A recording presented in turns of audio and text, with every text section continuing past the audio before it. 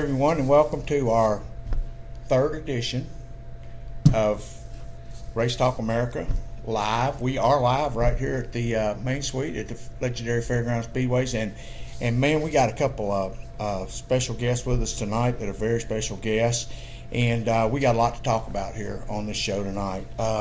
First of all, we want to talk about a couple of things that are not so great things to talk about. The gentleman to my left here, Johnathan Dishman, his father passed away a few days ago, and we would love everyone in our family to send out the thoughts and prayers for Jonathan's dad. But I tell you what, he gave him a great present to take to the Lord with him, and that was his first win ever on a quarter-mile track here at Fairgrounds Speedways.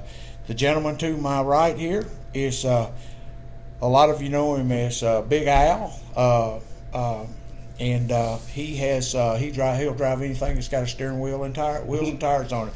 He drives dirt cars, he drives trucks, he drives Sportsman cars, and wins in just about everything he's ever driven. And I'm not comfortable saying that he hasn't won in everything that he's driven, because I'm sure that he has. And so as soon as the show's over, we're on our way over to my race shop, and we've got Al and Tommy Clymer's Sportsman car, the 05, that has won 3 in a row now, and we're taking it over to do post engine inspection on it. We're going to pull the motor out and tear it completely down, see if we can find anything wrong with it. They say it's right, and so in a few hours we'll know whether it's right or not. Alan, congratulations on 3 in a row, man. Great job. I appreciate it. Yeah. Really hadn't been 3 in a row. It's been 3 wins, but right. It's still it's 3 wins. Yeah, 3 wins, and we treat it like it's 3 wins. That's right. That's right. And it's been a pretty good year so far on the It really has. It really has. And then it looks like you guys have got your Clayton and James super truck. It's really rolling. You were a threat right there at the end. Looked like you had it in the bag and slipped right out of your hands. But I tell you what. I think that experience, being an old legend of this speedway, I think you woke them up on that last restart. Yeah, I think I got their attention, and I talked to Chase after the race, and that's what he said. He said, "I don't let this old man get around me, and what am I going to do?" And which he worked me pretty good. I mean, he didn't touch me or anything, but he good, worked. Clean racing. Good clean racing, racing. He had a better truck than I did. I had a short run truck.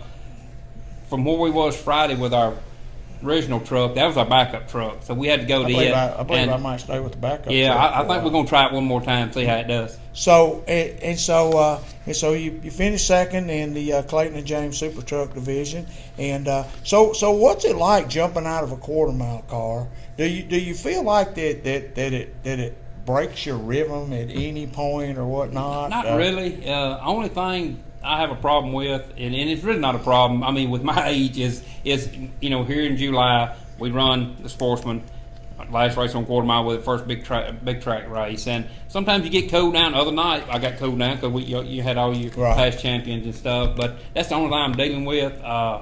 Actually, driving-wise, it's not, you make so many laps as we have around the big track, it really don't and I tell you what, for those of you that are talking about what he's talking about cooling down, if it's 90 or 95 degrees out here on this racetrack, just the asphalt temperature alone, you can almost double that inside the car. I have seen it where it's so hot that you can hardly touch the sheet metal in the car, and a lot of you folks know what I'm talking about. Let's get over here to talk to Johnathan Dishman. Johnathan, you've been driving for a long time. Won a lot of races on a lot of tracks. And a few years ago, we had a discussion about this track, and you said, Tony, I just can't get that quarter-mile track down. It's just hard to drive. My son-in-law drove for you last year, won a championship in the same car. You go to Highland Rim and other tracks and run really good with that car, but you just hadn't been able to seem like you could get it down where you needed it here at the fairground. Well, but you did it Saturday night. Well, I spent a lot of time practicing. I haven't run before races here this year. I mean, that's the only 4 races I've ever run, but I spent a lot of time practicing. And it's hard to win on a track that you don't like. And I've never liked that quarter mile. I don't like it either. You have to pace yourself so much. When you've got somewhere where you've got some banking, I've been so used to just driving it off in there. You have to really patience yourself to back up the corner, give the car time to settle down and set it and get it off. And Alan's been real good about helping me with that too. He'll come over and talk to me during the day. Yeah, he wanted to give up. Not really give up. He wanted to say, well, I need to do something else. I said, no, you don't. Just give it time. Right, give it time. And I've gave it, I give it enough time. I mean, I think I got kind of a luck of a draw thing Saturday night. It really worked out, and I've always told Jeffrey that if I got out front and felt like I could open up some ground, I'd have enough time to patience myself and really get it done. Right. And Jeff done a really good job on the radio for me Saturday night, reminding me, hey, you don't have any banking here. You got to back your corner up, slow down, set your car. Towards the end of the race there, I got a little worried. The car got super tight, and Kevin Rollins has got a fast hot rod, and he was rolling on in there on me. There's a time or two where we all bunched back up from where I'd got so tight, and Porter got into me and kind of jacked me a little bit and let me gather it back up, which is that's a good thing to do. I mean, that was a stand-up thing to do. That was just good short track racing, and I appreciate that. Were you looking at Rollins in the mirror when he come up on you? No, I had Jeffrey in my ear. I never hardly look in the mirror. As long as I've got a good spotter that I'm comfortable with. Jeffrey told me how many cars back he was, and then I've got a little spot mirror that I just kind of glance at to see where you're at getting in the corner. An old trick, and Alan, I think you'll back me up on this. When you catch a guy looking in his mirror, you can see his eyes when you're behind him, and you can tell when he starts looking in his mirror. When he starts looking at you in your mirror, the corner. He's in trouble. He's in trouble. That's right. And he'll start backing up and backing up. I've told so many guys that I have helped and trained and whatnot. My brother won a ton of races on a quarter-mile track.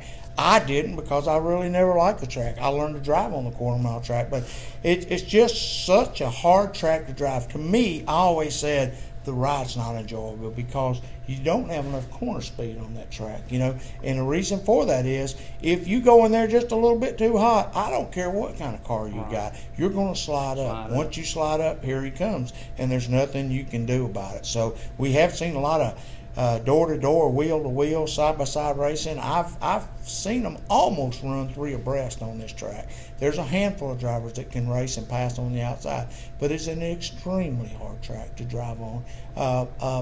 You take a guy that get off of this track and put him on the big track, and you think that the big track is going to intimidate him, but you have so much more reaction time. You have so much more room and whatnot, and you can also use the big track to adjust your car. If you got a car that's too tight, you can put that left front wheel down on the flat, and it'll make it turn. You got a car that's too loose, you can roll up the bank, and just let it drift and whatnot. So there's quite a bit of difference in it, but So now that you've won your race, you feel more confident going into the next race. You think you put it on them again the next time? Well, I mean, that's the game plan. I know we got a little bit of work to do. We found a few problems that we want to go over and address. I mean, there's some things with the car, and then I've still got a lot of adapting to do still. But I feel confident that I can come back and try to get it done again. So what's your biggest challenge to racing on that track? What's the hardest thing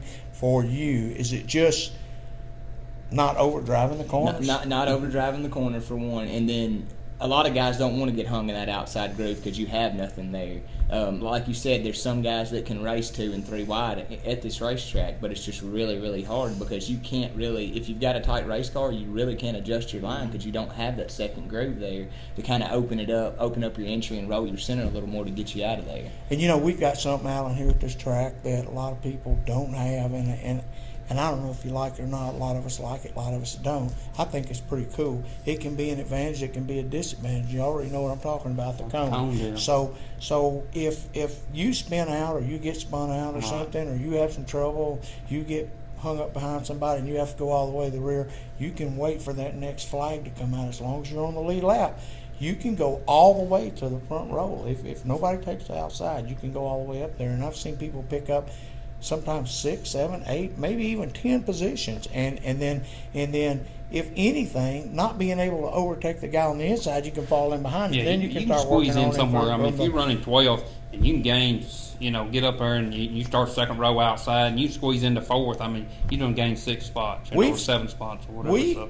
Exactly, and we've seen races here at the Fairgrounds Speedways on the quarter-mile track where the lead would actually take place as many as 12 or 15 times in a 25 and 30 lap race because of the cone and whatnot. So I think it's pretty neat. It's never over till it's over, and of course we're going to talk about that here. And we had a lot of other big things to talk about. First time winner, we want to say congratulations to our own Chase Johnathan, the youngest driver in the history of the Fairgrounds Speedways to win a race, 11 years old. He pulled it off. And, man, that was one whale of a race. He was followed by Travis Arms, and Michael Kelly was third in the USA Motor Machine Pro Mod division. And then we'll move right on down to the B.H. Holmes Construction Legends. Adam Sturgill won that, and Preston Young was second. Chris Wilson was third in the Pest Doctor front runner. Jeremy Burns, congratulations to Jeremy Burns, first time winner in the Pest Doctor front runner division. Great race. Dustin Hamlet, followed by Dustin Hamlet, and followed by Peyton Hamlet, rounding out the top three. In the Lewis Country Store Pure Stocks, Tyler Cordell pulled off a great race, and a lot of challenge from a lot of different cars. Willie Coates was second. Shane Brandy was third in the number 81 car. And then in the Advanced Auto Parts Super Street, Johnathan Dishman, first-time winner, followed by Carl Porter Jr. And Kevin Rollins had won. I think Kevin Rollins had won like 3 in a row. 3 in a row. And we looked at his engine. That's the first thing that first time for that, and he was legal. So, and then we'll roll right on over to the Bill Freeman Sportsman. Alan Carter took that, followed by Travis Ryman that had a great run in the number 6 car. Matt Barnes rounded out the top three. Clayton and James Tennessee Whiskey Super Truck. Chase Chaffin came in and got his first time win on the big track, followed by Big Al over here, Alan Carter, and then Chaz Chaffin rounded out the top three. The Big Machine Record Pro Late Models. Our veteran, 2-time Daytona 500 champion, our very own Sterling Martin, was able to pull out that win, took the 100-lap win, followed by Chris Tullis and Austin Brawley. Great run for Austin Brawley, running out the top three. Man, that was one whale of a race, and old Sterling Martin proved himself. Even though him suffering from Parkinsonism, he never looked like he skipped a beat. No. He gets in that race car, man. He's a different person. He really is. And hard to believe that a 60-year-old man, it encourages me and it inspires me. Big time. I mean, I'm not 60, I'm 54, but he encourages me. He is a great encouragement, and he works really hard, and to see what's going on with his chassis. They finally got it, figured it out. Zach Harrison has worked his tail off on that car all year long and done a great job with it, and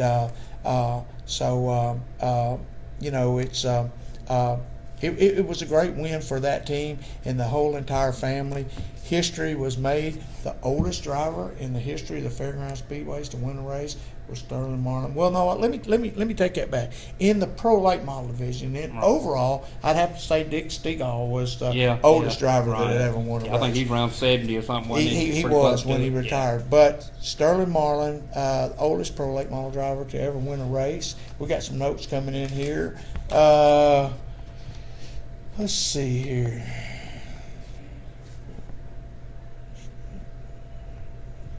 Well, and somebody called in and emailed us in here, texted us in. Would the drivers with you, and I'll just ask them right in front of the camera, would you guys prefer a full inversion instead of rolling the dice for the quarter-mile track? I wouldn't prefer it, but I wouldn't be against it because other night, Ryman, me and him was on the front row, and he kind of jumped the start and had to go to the rear. Next thing I know, he's back up there. Exactly. So, I mean, as long as we got the cone deal, I don't see any problem with it. And right. that's the glory part of the cone. If you got 15 or 20 cars on the track and you start in the rear, 10 laps in the race, you get a caution, they lay that cone out. You can come run right it 35 laps. I think the biggest disadvantage to that is some of these cars, and not taking away from anyone that we race with, you get a car that's 3 or 4 tenths slower than the guy in front of you, and you start mixing those off in there. It kind of makes hard for racing. Well, it does. I mean, everybody works on their car, and I understand that, and everybody puts in their time. But that's how a lot of stuff gets tore up too. You can actually take somebody that has a car that can be as much as 5 tenths, 6 tenths, 7 tenths slower, and if you can get enough corner speed and hold that line, Alan, and let it roll out enough, you can block the guy off and really make him work. Well, and what that does, it kind of starts a freight train mix in behind that. So where the guys that are racing on back there, 3rd, 4th, 5th place, they can't do anything but beat on each other. So we all know where the line's at when we're out there racing. And anybody knows when they can take anybody out. Anybody knows when they can step over the line. So, of course, we all know that we got a bump and pin rule here. That's the downside. You run in there, you take somebody out, then you pay the price. You go rear with them. But we've got that tap out rule that really helps. We do. And boy, I tell you what, old Pork Chop Hudson, he went for one whale of a ride. He came off the corner, and I think looked like his left rear hit the tire. And man, that car went sailing. The top flew off of it. Thank God that he didn't get hurt. I talked to him today. He said it was mighty sore. Before we forget, another shout out. Our old buddy DW, Darrell Waltrip, his mom passed this morning, and so our thoughts and prayers with our entire racing community go out to the Waltrip family. Darrell and Stevie and Michael Waltrip and their whole entire family. Our thoughts and prayers are with your family. So we want to talk a little bit about what's going to happen July the 22nd. Something's going to happen here, y'all, that you haven't seen in a long time. Number one, it's Ladies' Night. For the first time in history, we're going to have a Ladies' Night. $5 general admission, half off for all ladies. I don't care what kind of lady you are, you're going to get in for $5. All you got to do is show up to the gate with a $5 bill. Come on out, check out what we do at the Fairgrounds Speedway. But we're also going to have a powder puff race. Now, I don't know, I can't tell you how long it's been since there's been a powder puff race here. It's back in early 90s. I'd probably say that's when they, at least the early 90s. Yeah, early 90s. And for those of y'all that have never seen a powder puff race, you've just missed out. You need to be here July the 22nd, because you're going to see some of these women that have never even thought about getting in a race car get in these race cars. They're going to use the front runner cars, which are front wheel drive cars, and they're not easy cars to drive, John. They're not like a regular rear wheel drive car like a lot of them drive around on the street. And I'm sure a lot of them are driving front wheel drive cars. But you want to drive a hard race car, drive a front wheel drive car where it's just the opposite. You've got the pull and the torque on the front wheels, and you've got nothing behind you. So you got to kind of go where the front end wants to go on that. So we're going to have a powder puff race. First time out here in a long, long time. We're really excited about that. And in doing that powder puff race, it's going to be 15 laps. And those who have already donated to the purse, Frenchie's Lawn Care, Grease Monkey Small Engines, Carter Transmissions, and Knight Auto Recovery, Pest Doctor, they have over $600 going toward the purse. So there's going to be some pretty good money up for grab. Guarantee you that Fairgrounds Speedway is going to put a little money in there too. So don't be surprised if when it comes time to run that race that there's some really, really big dollars up for grabs. So it'll grow. What do you think about power? I'm all about it. These women, they need to be recognized too. They come out here and support us, so why not support them? Absolutely. Our wives, our girlfriends, our a lot of them that just come out here that love racing just like we do, and want an opportunity to do this. I'd like to have Danica Patrick out here to drive one, but I don't think that's going to happen. But I remember back in the day there were some really, really good women drivers like Gloria Kaler, Lily Buford. A lot of the drivers' wives were driving in the powder puff division. And man, I tell you what, some of those women were rougher than the guys. Well, my mama, she's probably won about as many, Exactly. probably 40, 50 featured wins. I mean, back through the years, That's exactly right. It's, and they put on a show, and I was just a kid then. They came, they grew up around racing. Their husbands raced, Right. just like us. We came up, and Alan's dad, he was a traditional driver. That started and raced for years and years, Buck Carter, and man, I tell you what, those guys really put on a show. I just wish I could turn back the hands of time sometime and go back to the days when those guys were racing. I mean, for what they was racing, for what they were racing. I mean, we complain about what we got now. I mean, I couldn't imagine back in. Well, I got to see Billy McRae's car that he run down Right. here in the figure 8. I first-hand experience with Jason, and I could not believe when I looked inside of it. I mean, the roll cage was built out of galvanized water pipe. 2-inch pipe. Had a when everybody 2,000 laughs pound about a springs in school 'em. bus steering wheel, this thing Yeah. had a school Regular bus steering wheel. seats. That's exactly right. It had a bus. It had a bus seat out of a Yeah. Greyhound bus, and I looked over in it, and the seat belts were actually duct taped around the bar, That's and right. just come into a lap belt ducked in around the bar. And you know, the guys that had the good helmets back then, they'd get a hold of a jet pilot helmet. You know, Mm-hmm. other than that, they just put an old. Some of these guys used to use the old horse jockey helmets. But you're right when you said something about that spring. Right. Sonny Upchurch took me the first time. He said, "Come on, we're gonna go get a right front spring for this old car." We went over here somewhere off of Thompson Lane, down here on Radnor Yards, and walked down through there and found a boxcar spring. And he picked 4 or 5 different springs up, and he said, "That's the one we want right there." Yeah. We actually ran a boxcar spring in the right front of our car.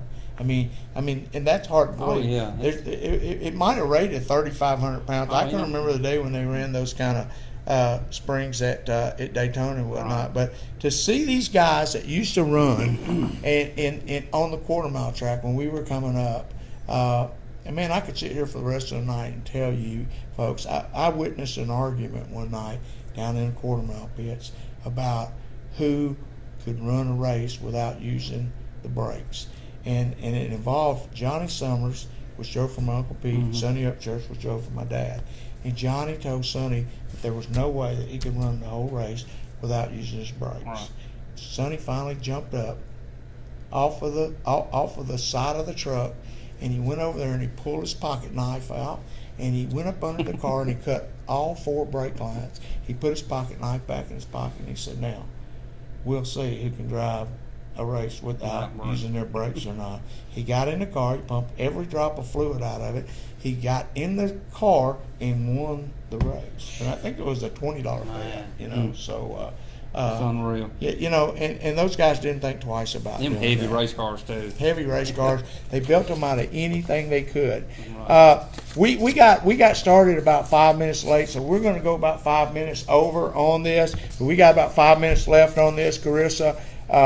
We want to talk a little bit more about Ladies' Night, July the 22nd, Ladies' Night. Everybody's going to be back. General admission is $10 except for the ladies. It's $5. Senior and military, $8. Kids and 5 and under, as always, free. We will have the grandstands opening at 2 o'clock. Racing will get underway at 4. Happy hour for our favorite beverages over here on the on our party deck. We'll start at 3:30 to 4:30. Specials on special beverages. We'll have the free bouncy houses as always. Free Purity ice cream.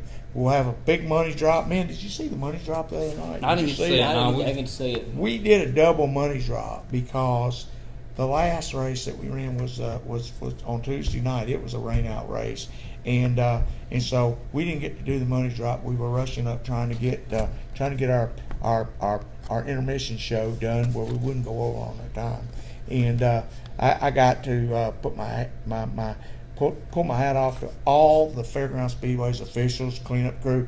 Did a fantastic job of working all the wrecks and getting the track cleaned up.